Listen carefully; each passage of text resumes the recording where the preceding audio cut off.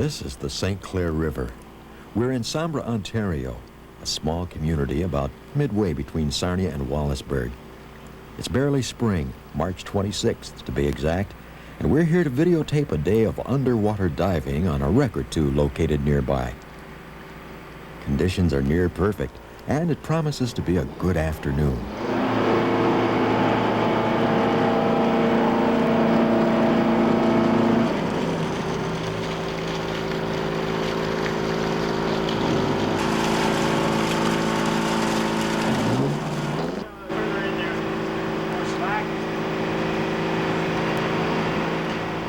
Don Gordon has brought his boat and dive team from Sarnia to take part in today's dive on the Wolf, a wooden schooner of the mid-1800s that lies beneath the frigid waters just south of here.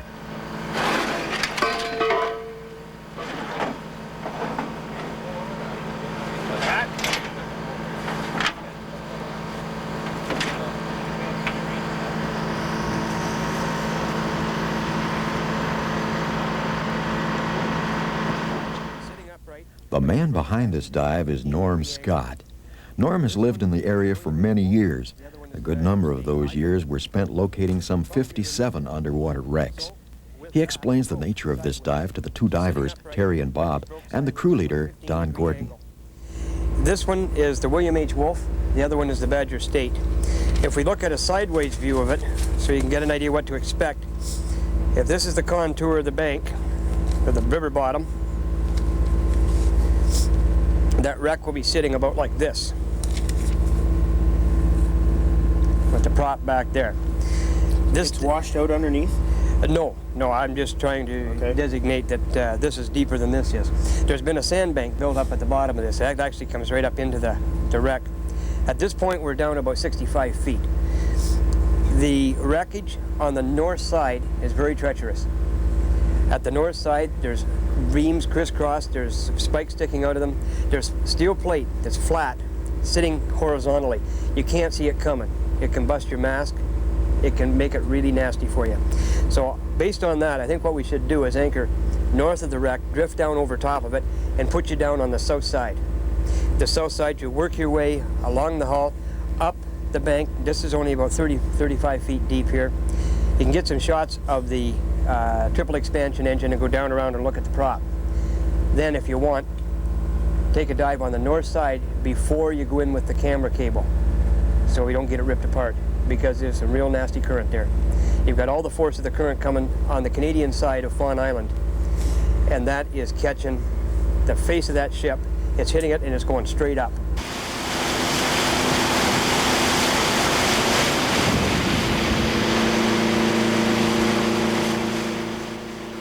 We've lucked out today. Usually the St. Clair River is jammed with pack ice from Lake Huron this time of year. Ice flows that funnel down the river and jam the channel up for days, bringing navigation almost to a halt. Fortunately, it's been cold with little wind to cause ice breakup, so the river is quite clear. And an added bonus for us, fair weather. Like, I can place you pretty well where you want the anchor down, and use that to place the ship here over top of the wreck. You figure we get about midship on it? I think that'd probably be as good a way as any. Then you can winch yourself upstream afterwards for the filming of the north side. I don't want to winch if we can avoid it. I'd rather let the diver do all that he can down there. Okay. Because I don't want to bust the line, like bust the anchor hold out. Oh, okay. With him on bottom, because then we got a diver dragging down the river, and that's right. We won't have that. The current of the St. Clair River flows at a brisk 6 knots. It's necessary to head the boat up into the current and drop 2 anchors, one fore and the other aft, to stop the boat from fishtailing in the swift current. A few sizable floes compound the situation as they slide quietly by. Once the diver is down, they could cause problems with the airline, camera, and intercom cables. Our divers, though, are well protected from the chilly water with their thick woolen underwear and dry suit, and including full headgear. Okay. All right. Okay, I'm on. The early morning sun paints a peaceful picture as the wreck of the Wolf awaits just below the waterline.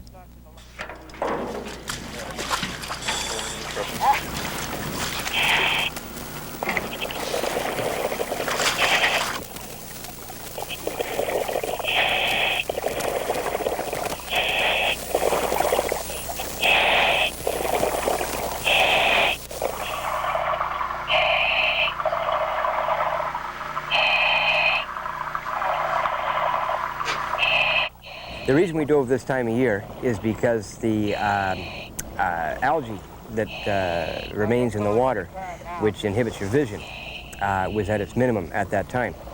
As well, there was no boat traffic stirring up the sediment on the bottom.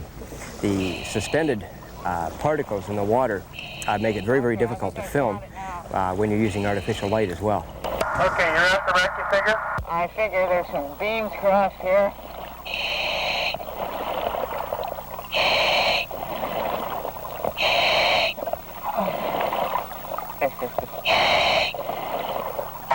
What do you figure your depth is, Bobby? 50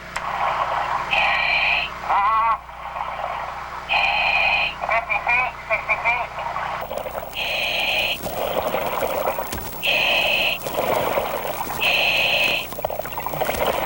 What are we looking at now?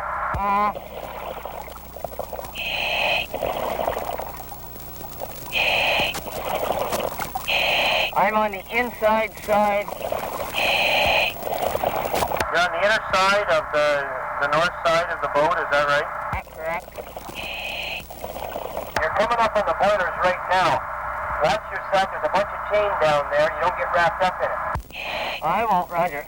The biggest problem in the St. Clair River for diving is the hazardous currents, because you have currents that are very treacherous, because the St. Clair River is, as you know, a fairly narrow river, not a real narrow river, but you've got a lot of gallons of water coming through there, and there's a lot of eddies and back currents and all kinds of problems in there. The water averages between 45 and 70 feet in some spots. It just makes it quite treacherous to dive.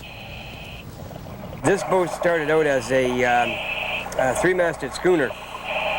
It was built in 1868, and it was refitted, I believe, in 1896, and she was converted to steam. They put a prop on her, a triple expansion engine. Watch your umbilical on some of that debris down there, Bobby. Roger.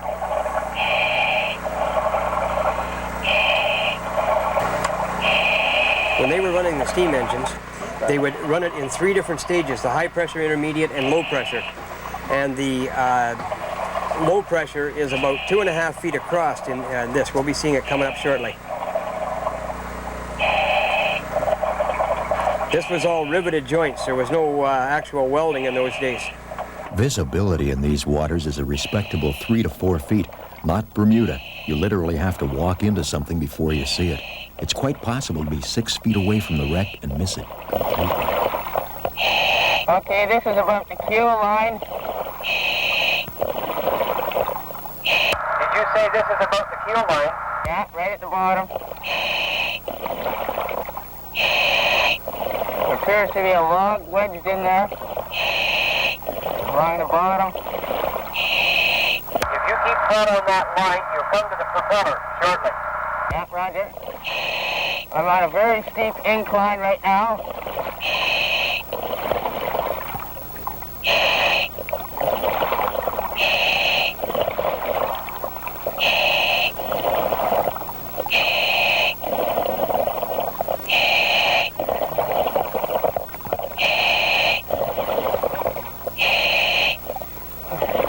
How deep would you say you are now, Bob?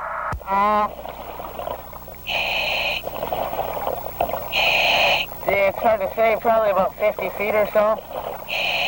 The Wolf is one of the better known wrecks in this area. Divers from the Michigan and all over Ontario have come to dive on this particular wreck, partly because of its size and partly because of the fact that it is one of the older vessels. The wooden vessels are much more interesting to dive on than the steel vessels, in my opinion.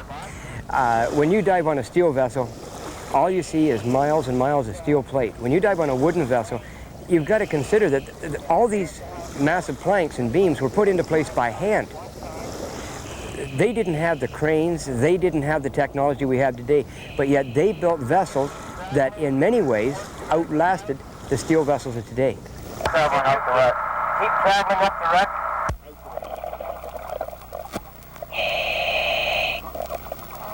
Pan it up a little bit more, Bobby.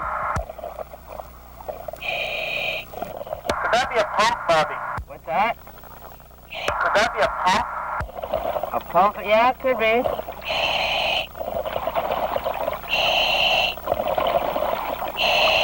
You want me to bring it up? We might be able to use it. No, I think I'll pass on that one, Bobby. That looks like a generator, if you ask me. The William H. Wolfe sank in 1921 in Sturgeon Bay in Lake Superior. I believe it was November. The cargo was offloaded in that year. The following season, they came back and they floated it and were taking it to Detroit for a refitting. The vessel had 2 men on board at the time. They had the boilers stoked and one of the boilers blew, killing both the men. She then was cut loose and she went aground on the west bank of the St. Clair River just below Sombra. Yeah, that's a generator. Probably a steam-driven generator, Bobby.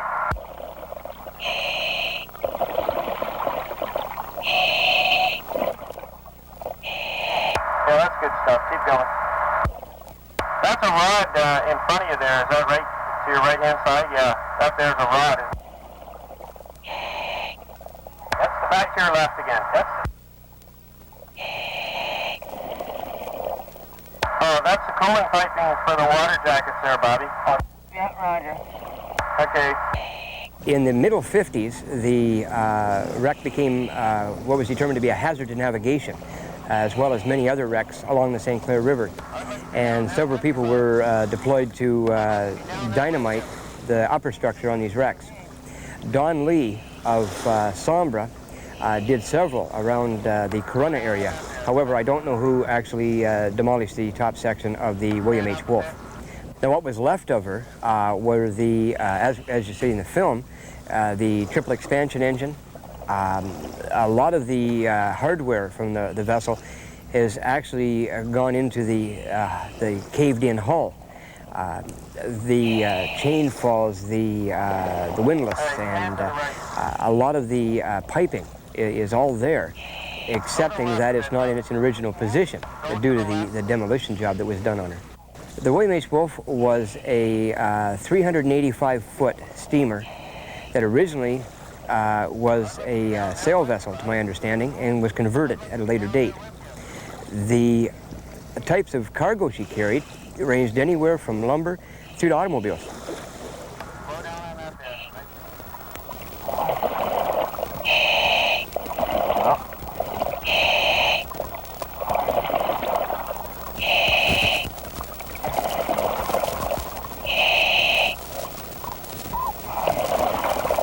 Come on up then, Bobby, and try and get the top of the engine. Okay, come up nice and slow.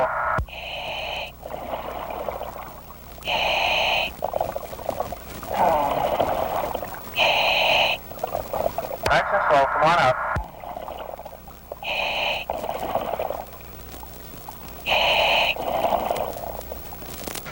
Hey, Bobby, there's what we want right there. Go into the hub, and we'll get a picture of that hub all the way out and go out to the end of the blade. You all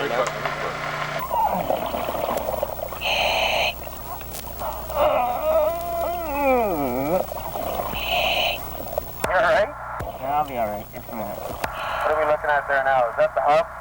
Yeah. Okay. So that's the strut and everything on there. Is that a Roger? What's that? That's a stern bearing and strut on it? Yeah. Okay. We'll take a look at that.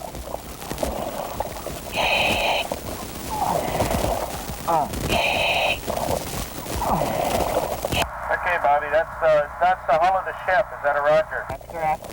That's the planking right there where it's rotted away? That's correct. Okay, what's that? It's, Yeah, Oh, that's a blade. Yeah, okay. Go up a little higher on the blade. Yeah, that's it. Okay, keep going up it. A little bit more to the right. Try and get the look down the edge of it. You understand what I'm saying? Like that? Yeah, that's what we want. Come up on it. Keep coming. Looks good. Looks real good. Nice and slow. Keep coming slow.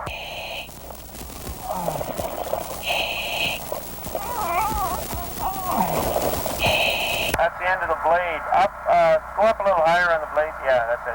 What's that into, Bobby? Wood. Oh, the hull of the ship is collapsed onto it. Is that a Roger? That's a Roger. Bring it down on the camera. Keep coming down. To the right. Pan up a little bit. That's the beach.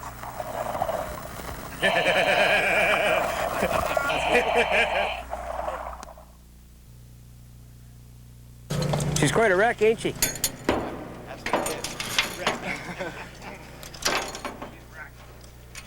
This is the dive boat Gordon calling for Lowell Dalgetty. Go ahead. Yes, Lowell, we're just going to be bringing our diver up now. Can you get a hold of Rufus Jacobs and let him know that we'll be there in about 45 minutes to an hour? So it'll be 1:30 or 2:30 before you're there, eh? Quarter after to 2:30. We'll call him right now, Norm. If there's any change, give me a call. All right, thank you very much, Lowell. After a short jaunt, we found ourselves in the Acart Channel, at a location known only to Norm Scott and friend Len Crone. What we found came as a surprise to the rest of the crew. Starting to get more current now? Hey, Jerry, try going towards the west from there, please. There we go.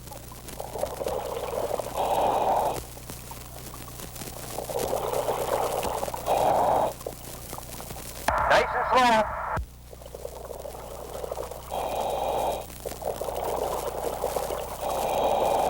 Pan over to the wheel there, Terry. Keep coming around. Well, pan over to your left there a little bit more.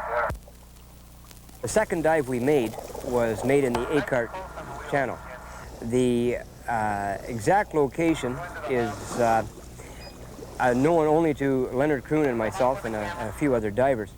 Suffice it to say that any other divers that want to go and look for it are welcome to dive the entire length of the Acart Channel. Keep coming up.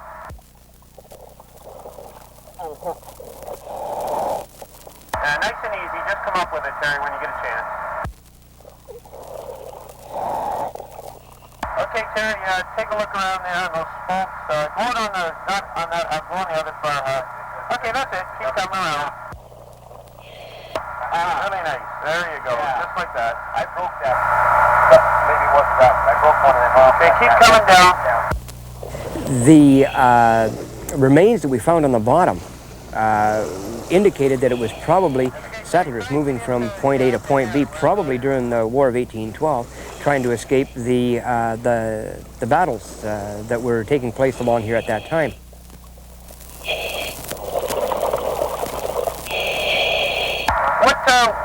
Back up there. What is that? Is that the bows of the wagon? Hang on a sec.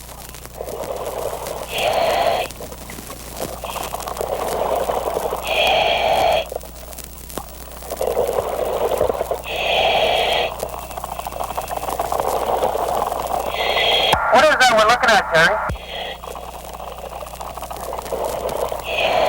It's part of the yoke assembly, I believe. This is the steering arm. Okay. And it rides on this, between this. Oh yeah, okay, that's good, yeah. Keep, continue on. Bring it up a little bit on your camera. Okay, come into it. Bring your camera up. Turn to the right. Right. Oh, right. Oh. Bring it up nice and easy now.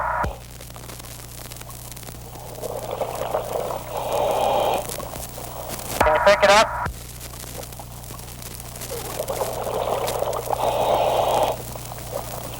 You want me to pick this head up? We want to Bring it up. Roger.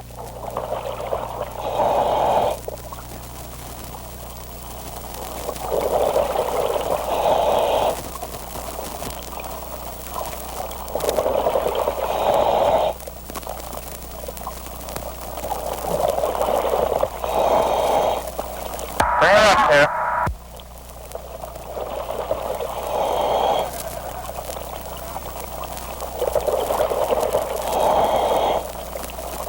Okay, Clair, can you bring that surface?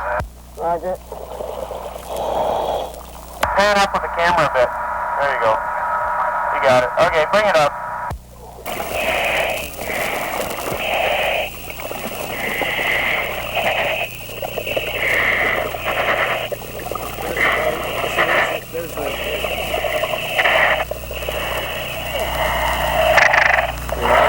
There's the head.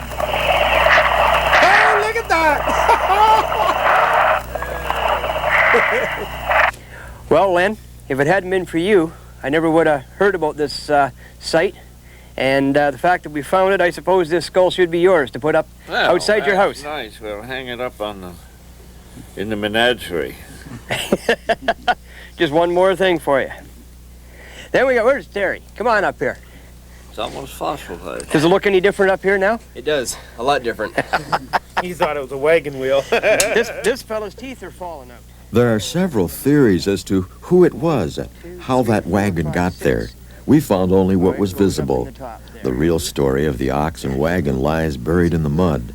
Government legislation prevents a thorough study at this time, but Norm and Len have a theory or two of their own. We feel that probably what occurred was that the wagons were going along the ice in the wintertime, and the ice gave way and the wagons fell to the bottom. The one cart we found had overturned, and the wheels were up in the air. The oxen skull had the horns embedded into the bottom of the river. According to the myth, this was a Baldoon wagon. That is before we dove on it. And the Baldoon settlement started in 1790 and was wiped out during the War of 1812 when the Americans did a forage and took everything the Baldooners had. However, future dives are planned, and we will hopefully unravel this mystery. Whether or not it's the Baldoon relic, which I doubt, because the Baldooners would have had Red River carts, which were meant to float and would not sink. I think it's a little later than the Baldooners, but it certainly is interesting. Oh, there's no question it's in the early part of the 1800s, just the point where Red River carts went out and replacements came in. What part is that there, Terry? Oh, that's the tongue on it? Yeah, that's the support that goes across. That's the spokes, yeah. Come out on that. Come to your right on that, Terry. Okay, come up. Keep coming up. Nice and easy. Close up on it. Close up on it. Keep coming. There you go. Keep coming. Okay. Shine your light down in there if you can.